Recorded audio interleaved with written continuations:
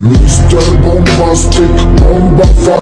Hello and welcome back to the Pattern Course presented by Prospect Apparel. Today we are joined by a very special guest, the man who owns this clothing company, friend of the show, Nathaniel Wood. How you doing, man? I'm very well, thank you, mate. Always a pleasure to be on here with you. So, yeah, thanks for the good introduction. Always, man. Now let's talk about the fight. Next week, we're about a week and a half out. Andre Fili's the opponent. It's one I was hoping you would get. I think I've harassed your messages about this fight for a long time. How did this fight come about? So I got offered this one. I actually had a proper camp for this one where I had the opponent, from the get-go, same opponent. And yeah, as soon as I got offered it, I jumped on it because this is a fight that I've wanted for a very long time. It's not someone I wanted to call out, especially after his last fight. He spoke about, his baby that unfortunately, passed away, obviously. And, I thought this isn't a time to call someone out. So as soon as I got offered it, I was very happy because, it's a fight that I wanted, but I didn't want to call him out. I'm a big fan of Andre Fili. I've watched him for years. I like his team. I like all the, what he does outside. I like that he likes his Harley Davidsons. He's that kind of rocker, punk dude, just living his best life. So, yeah, I'm a fan of him. I didn't want to actually call him out or ever become like, kind of a rivalry or anything like that. But yeah, it'll be a pleasure to share the octagon with him. And, obviously come fight night, I don't need to be friends to try and knock him out. So I'm not obviously worried about that. And, it's a great fight for the fans. He comes to bang, I come to bang. So, put two people in there like that and you've got fight of the night written all over it. And let's talk about your training camp and training at GB Top Team. Who have your main training partners been for this one? Who has been like replicating Andre Fili for you? So we've got the same team as always, but obviously for this camp, I've been going with more the kind of tall, like long, gangly kind of guys. Long arms, long legs. I've stayed away from the short, 5'4" guys, if you like. I've gone with the bigger, taller guys for this camp. And I prefer that. I prefer actually being the smaller guy. A lot of people are surprised by that, but for me, it's a blessing that I'm fighting a guy who's a lot taller than me, a lot longer than me. Stylistically, it's a great matchup. So, I've made sure that this camp I've had the sparring partners that can kind of replicate him, if you like. Similar styles, body shapes, more of the kind of kickboxing, type style opponents. So yeah, mate, I'm this camp, touch wood, I stay uninjured. This camp's gone perfect so far. I'm healthy, I'm uninjured, everything is gone. I've just finished my last spar, so there's no more sparring now.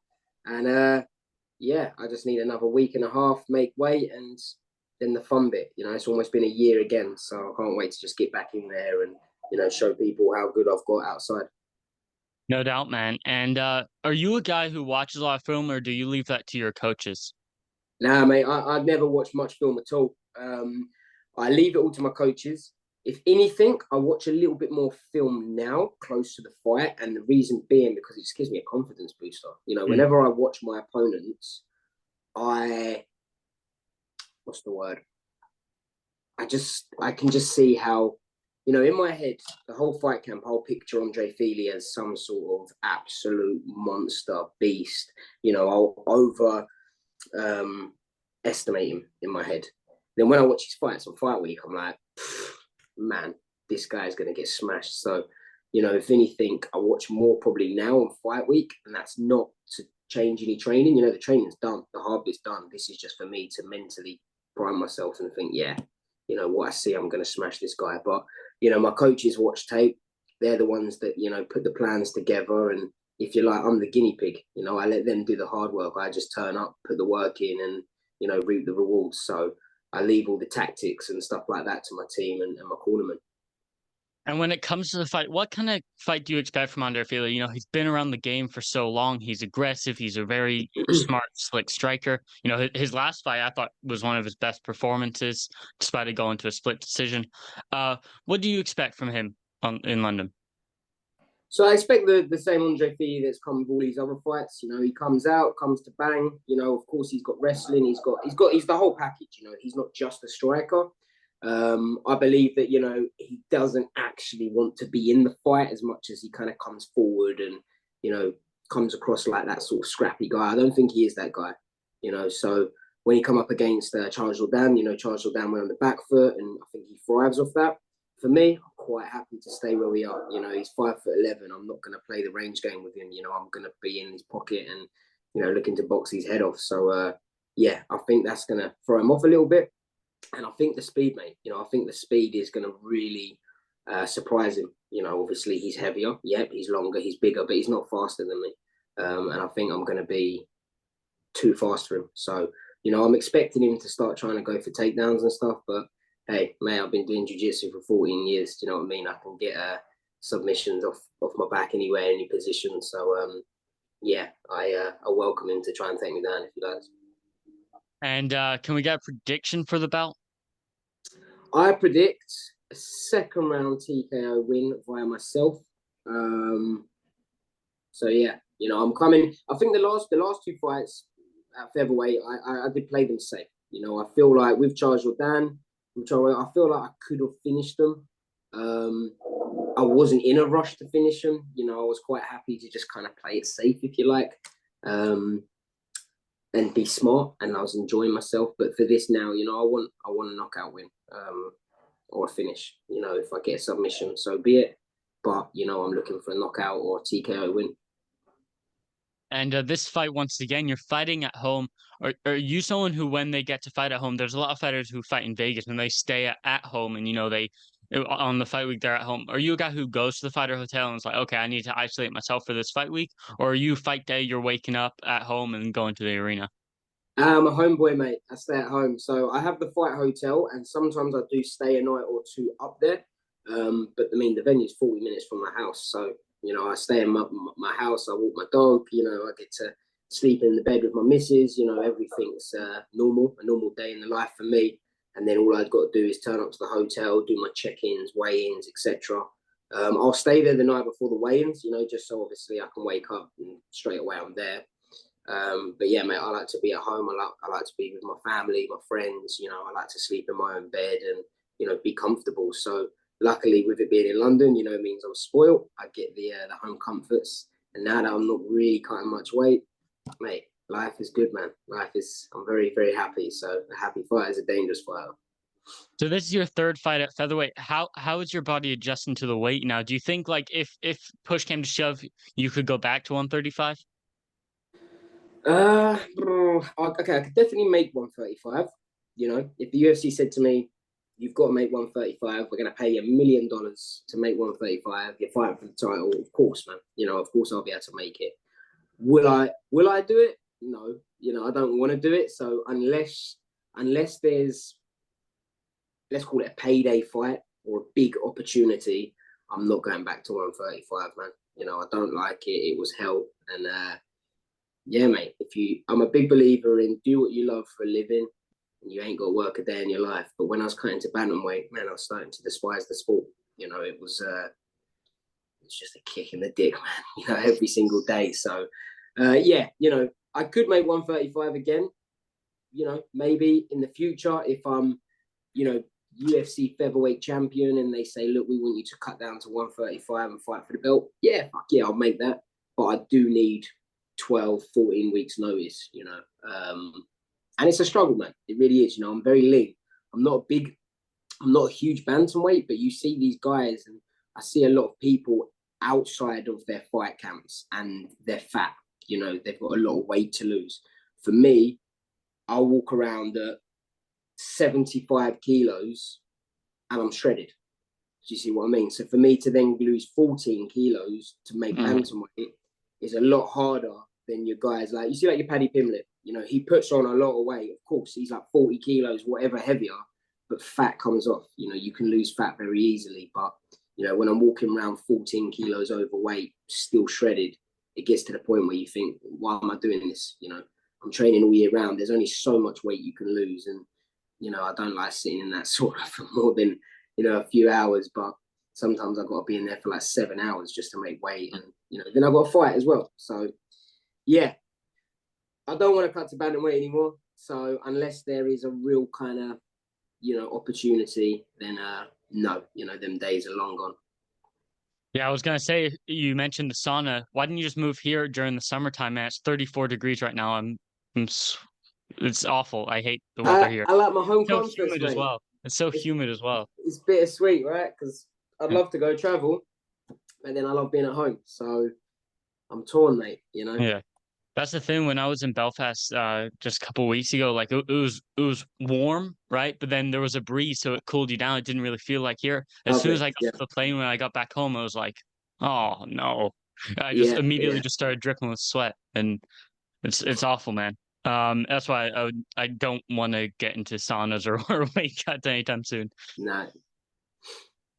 Getting back to your next fight, man. Like after the Andre Fili fight, were you to win? You mentioned you're getting married. Is there an ideal opponent for you? And you mentioned to me before we started Abu Dhabi, Brazil. Is there an opponent in mind?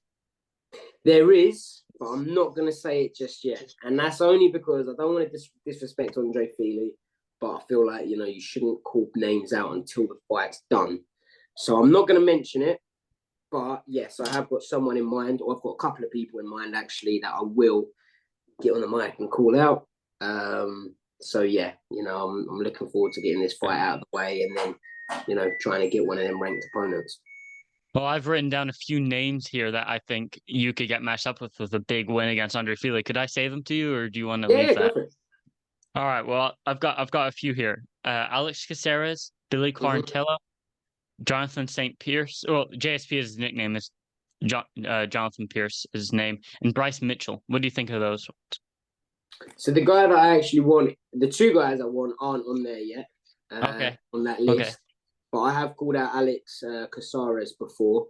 Yeah. He's ranked, I think, 15th or 14th. Yes. Yeah. Yeah, that would be a cool fight. Ideally, mate, anyone ranked, but I've got two people in mind, and they're both legends of the sport. So, I think I know who you're talking about. But I'll tell you off camera. sounds good.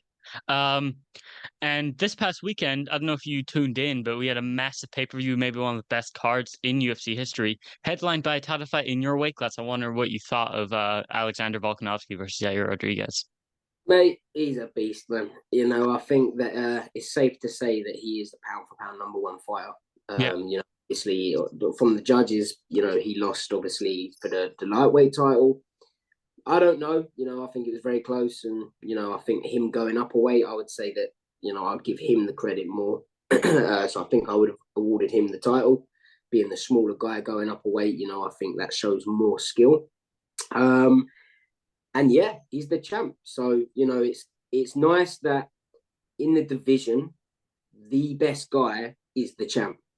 Sometimes I think at bantamweight, when I was fighting at 135, you sort of look at the guys and I think Adrian Sterling's the champ, but then you're like, man, you got to fight Peter Yan, who arguably is better. So, it's nice that in the featherweight division, the guy that is that kind of tough fight, man, that's a fight where, you'd want a lot of reward for it, is the champ. So, to be the champ, you got to beat the champ. And, I think he's going to be the champ for a very long time. I do think Ilya Chapora could cause him problems, being that he's a lot more all-round package. Whereas, people like, I've forgotten his name, Rodriguez, more of maybe of a striker, Islam, maybe more of a grappler. Ilya Chapora, I think, is all-rounded, so I feel like he could cause more problems for Volkanovski than other people have. But yeah, if not, I think he's going to be the champ for the foreseeable future. And something that I've mentioned so many times on this show, and you're wearing the cap from. I'm wearing the T-shirt. I've got the cap sitting right here. Prospect Apparel and the launch of the Prospect Academy has been so successful. Like the last time we talked, it was just about to launch. I believe it was a week out from launching. How has the last few months been of it being launched? To me, like I'm in the everything with it. Like it's just so good right now. It's succeeding, and like the things you offer are really amazing. So we did just have one of our best months ever, which was a nice, good feeling. Obviously, we've had a little investor come on board, so we've got a load of new merchandise, which is better clothing as well. So I've actually got to send that out to you today. We've got better quality stuff, and Mate, it's good fun, man. This started off as a little. I just wanted to plant a little seed, because I'm wise to the fact that MMA doesn't last forever, and I can tell you that because out of the 5 years I've been in the UFC, 3 of them I've been injured. And when you don't fight, you don't get paid. So that scares the hell out of me. I'm very happy with the money that I get paid from the UFC. A lot of people, slate the UFC. I think I get paid very well when I fight. So, that's down to me, of course. If you're injured, it's not the UFC's fault, that's yours. But there is no kind of compensation. There's no insurance, if you like. So for me, instead of moaning about it and dwelling on it and just kind of, kicking up a fuss, I thought, you know what? No, go and plant the seeds. So obviously I have the Prospect Apparel, which is my clothing brand, and I have the Prospect Academy, which is an online tutorial, which is just my team. So I didn't want it to be like, just come and learn from me like every other fighter does. I wanted it to be come and learn from my whole team, and obviously you're on it yourself. So, we've got the forums and giveaways. And the idea of that was to try and generate people to go to the apparel. And don't get me wrong, mate, I'm not making profit in any of these. Every single penny I've earned's gone back into the business. I've even if I had 100 grand sitting in there, I'm not going to take a penny out. I just want to build something so that in 5 years' time, 10 years' time, whenever it is that I retire, I can retire on a high and not have to worry about, bringing in the money to feed my family. So, yeah, that's for me, it's nice because there's no stress about it. I don't need to make a living out of it. I don't need to make money out of it. For me, it's all about investing, making the best brand that I possibly can so that, the day I hang up the gloves, I've got, money coming in the bank, hopefully. So, yeah, anyone that has bought stuff, we've had quite a few, I don't know how to call them fans, but, people that support me and, a lot of people have been buying stuff and, so I truly do appreciate it. And yeah, everything that I get is going back into the business and hopefully, providing better clothing and a better tutorial, better online website for you guys. Yeah, I have to say, like, before we move on to this next part, like the new t-shirts you just dropped, like what are they, the oversized ones with the PA on the back, like those are sick, man. Those are really nice. Yeah. So they're quite expensive for us to buy, Yeah. but for me, we got this investor on board, and I thought, do you know what? I want to buy better quality stuff. So if anything, we're not making much money at all on them, but I want to get good product out there. I want to get people to buy. And, if I put the price up ridiculously high, no one's going to necessarily want to buy it. So I want people to trust me, buy the clothing. If you're not happy with it, I'll give you your money back. Do you know what I mean? But so far, with the new merch that we've got, everyone has literally been giving us good feedback. So yeah, I feel like we're heading in the right direction. Great to hear, man. Let's talk about UFC London a little bit before we move on to this next part. The main event is not many people want to see it. A lot of people want to see Aspinall versus Sergey Pavlovich, but we got Aspinall versus Tabora. Aspinall's been out for a year with his knee injury. What do you think of that fight? I'm not gonna make any comments, man. Do you know what I mean? I like Tom Aspinall, so but I feel like I should main event. Do you know what I mean? Yeah, a lot of people have been sending comments, no, not really main event. A lot of people saying, why aren't you the co-main and this and that? But at the end of the day, man, I get paid the same, But it is my dream to be the main event in London, in the O2 especially. So my plan is to get this win, get another one this year, and then hopefully if the UFC return in March next year, then, why not a main event slot? As far as I'm concerned, that'll put me at 8-2 in the UFC, 4 win streaks, against good opponents.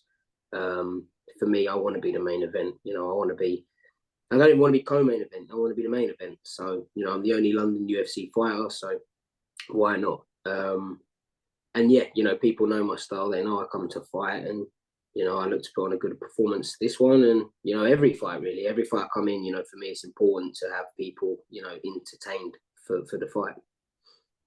A question I had for you, you keep mentioning like being the main event and being the champion. And a question I had written down for you, like when we did our first interview back in 2020, it's been a long time, right? And I never asked it because I didn't know how to ask it. But with your nickname, the Prospect, right? If you become the champion, do you change that name then? I think if I become the champion, I'll change it. What if you get in the top 5? Does then it become like the contender? I don't know. I'm not sure. I kind of like the setback kid because I keep getting setbacks. You know, someone said it the other day as a joke, and I thought that actually sounds quite cool. But I've spent too much money on these businesses, you know, promoting the Prospect Apparel, the Prospect Academy. So I think for now I'm going to wait, and I'm going to try and hold on to it as long as I can while I'm young. Great. Getting back to the fights, a fight that kind of shocked me when it was announced, but it's a fight I'm very excited for. Is Paul Craig versus Andre Muniz. You know, it's a grappler's delight fight. I just wonder, does it become a sloppy stand-up fight and Paul Craig moving up middleweight? What do you think of that fight? Mate, I really like Paul Craig. You know, I'm a big fan of him. I think he's great. He's a great guy, just inside and outside the cage. You know, I'll never forget his last 1 second submission. I think that was, you know, it just shows that never give up in this sport. So yeah, I'm not sure how the fight's gonna go. You know, obviously I want Paul to win. I'll be rooting for him and supporting him, and you know, maybe he'll get another triangle because he loves triangles. So yeah, I'll definitely be obviously tuning in for it. I'll be backstage, of course, but you know, I'll be trying to warm up and watch it at the same time. But yeah, I'm excited to see him back in there. And the co-main event on the card, it's been disputed a lot, but Molly McCann versus Julia Stolarenko. What do you think of that fight? Well, I like Molly. You know, I know her personally. You know, I've been with her since the Cage Warriors days, so you know, I've got nothing bad to say about Molly. So yeah, you know, I hope that she gets the win. You know, I don't really know anything about her opponent. If I'm honest, I don't really keep up to date too much with the women's side of it. I just about get enough time to keep up to date with my division, let alone the whole UFC and then the female divisions as well. But yeah, I can't really comment on her opponent. I don't know her, but you know, I know Molly, and I know she always comes to fight. So, you know, fingers crossed she gets the job done. And a name you probably don't want to hear mentioned again is Lerone Murphy, but his fight, it's a big fight. It's a fun one. I thought you would potentially get matched up with his opponent in Josh Kulabau. What do you think of that fight? So yeah, I thought, you know, we was gonna get the fight cracking. Obviously didn't happen, but mate, I'm moving on. I got Yeah, bigger things, better perfect. things in We'll the move on. pipeline. Yeah, we'll So move on. yeah, I wish Lerone all the best. How about that? Perfect, man. And this next part of the show, it's something I've never done before, but you know, because we've done so many interviews, we've done the quick fire segment of my show, I believe, twice. So this next part, it's something I want to try. Have you ever heard of ChatGPT? I haven't, mate. No. So it's like an AI service, and you can kind of like ask it questions. A lot of students use it to write essays for them. Like Okay. you can put in like do such and such, like write an essay about such and such topic, right? So I've put in write Okay. 5 short questions for UFC featherweight Nathaniel Wood. Do you want to Okay. see what these questions are all about? Yeah, let's go for it. Let's No go for it. filter. No filter. Perfect. Right. So number one, some of these aren't really to do with the UFC, funny enough. If you could trade places with any historical figure for a day, who would it be and why? Oh, historical figure for a day. Does that mean like in the past have they got to be Yeah, in the dead past. or Yeah, in the past. Dead, alive. can you ask that question one more time? What was it? Yeah. If you could trade places with any historical figure for a day, who would it be and why? I think I'm gonna have to go with Muhammad Ali, just because at the time, obviously, there wasn't these social medias things to see, but from what we did see, you know, that guy was something special. Yeah. Yeah. So I would like to go and be him for a day, find out how his mind ticked, because how he spoke, you know, how words flew out of his mouth, you know, he was the greatest of all time, if you like. So yeah, I'd like to go back and you know, see what it was like to be Muhammad Ali. Number two, what's the most unexpected skill or hobby you have outside of martial arts? I personally think I'm pretty good at beatboxing. I'm not going to do it now, but yeah, I'm quite good at giving it the old, you know, beatboxing. So yeah, that would probably be my most unusual kind of, you know, skill. Because I know Brad Pickett loves his Lego, so I was wondering maybe you were into Lego as well. Nah, hell no, man. I'm not into my Lego, man. Number three, if you could choose any animal to represent your fighting style, what would it be and why? Cheetah. because Yes. fastest animal. I believe I was the fastest 135er. If I wasn't, I'm definitely the fastest 145er. So speed kills. Number 4, what's the most memorable moment of your fighting career that had nothing to do with winning or losing? The UFC weigh-ins for London in 2019. That's the first weigh-ins I've ever had where I had a crowd and supporting me. You know, I had one fight in the UFC before where there was a crowd, but I was the away fighter, didn't have many cheers. To have a crowd behind you, you know, rooting for you when you're not even fighting, not even in the moment, you know, it's the day before, that was a special feeling. So that's one that will stay with me for the rest of my life. And the last one, number 5, if you were to create a signature move in the octagon, what would it be called and how would it be executed? It would be the prospect. Yeah. And it's what hasn't no one done before? It would be some sort of striking move, but I can't actually think of it right now. But yeah, some sort of striking move, and we'll call it the prospect. Perfect, man. ChatGPT is coming for my job in the future. Like these questions are some better than what I had written down. But thank you so much for being on the show, Nathaniel. If you have anything to say, shout out, sponsors, clothing brands, whatever, here's your platform. No, mate, just a thank you for you to obviously always having me on board. And yeah, everyone that's supporting me, my sponsors, family, friends, anyone that's tuning into the fight, you know, buying my clothing brands, I appreciate it. You know, I may not have time to reply to everyone on Instagram, but, you know, I usually do see all the messages and I do appreciate all the supportive comments and support that I do receive. So for that, I personally thank you. Well, thank you so much for being on the show once again. And if you didn't know, now you know. Nathaniel Wood, Andre Fili, UFC London. Tune in next week. Yes, guys, have you wanted to train with a world-class UFC fight team? Not just any team, my team. All for the price of a coffee? Now you can. At Prospect Academy, we're not just doing tutorials with my boxing coach, jiu-jitsu coach, strength conditioning coach, yoga, sports physio, you name it, we've got it. We're also doing giveaways, competitions, exclusive discount codes, and many more perks of being a member. Join now at Prospect Academy.